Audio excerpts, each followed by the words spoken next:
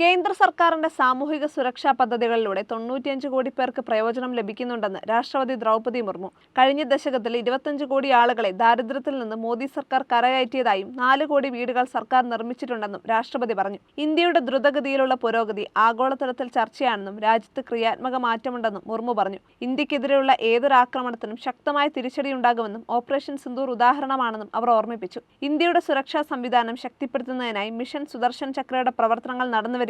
Parliament budget സമ്മേളനത്തിന് തുടക്കം കുറിച്ച് ലോക്സഭയുടെയും രാജ്യസഭയുടെയും സംയുക്ത സമ്മേളനത്തിൽ നയപ്രഖ്യാപന പ്രസംഗം നടത്തുകയായിരുന്നു രാഷ്ട്രപതി. മഹാത്മാഗാന്ധി ദേശീയ തൊഴിലുറപ്പ് പദ്ധതിയെ ചൊല്ലി പ്രതിപക്ഷ ഇന്ത്യ സഖ്യം എംപിമാർ രാഷ്ട്രപതിയുടെ പ്രസംഗത്തിനിടെ പ്രതിഷേധിച്ചു. യൂറോപ്യൻ യൂണിയനുമായുള്ള സ്വതന്ത്ര വ്യാപാര കരാർ സേവന ഉൽപാദന മേഖലകളെ ഉത്തേജിപ്പിക്കുമെന്നും യുവാക്കൾക്ക് തൊഴിലവസരങ്ങൾ സൃഷ്ടിക്കുമെന്നും രാഷ്ട്രപതി കൂട്ടിച്ചേർത്തു.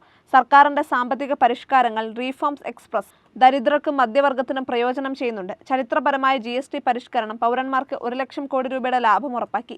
ആദായ നികുതി നിയമ പരിഷ്കാരത്തിലൂടെ 12 ലക്ഷം രൂപ വരെയുള്ള വരുമാനം നികുതിയിൽ നിന്ന് ഒഴിവാക്കി.